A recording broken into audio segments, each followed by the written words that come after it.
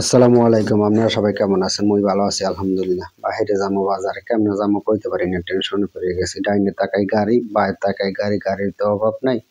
Rang রভার গাড়ি আছে, BMW গাড়ি আছে, মার্সিডিজ গাড়ি আছে, কত গাড়ি আছে আমার।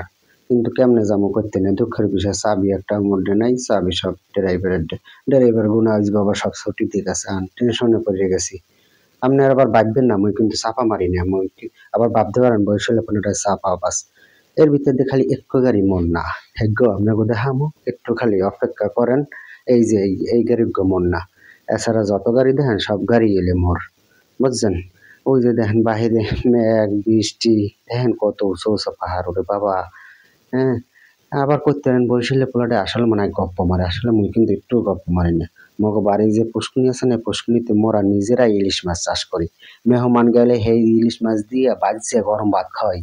পেশেন্ট কালে মগো বাড়ি আপনার আন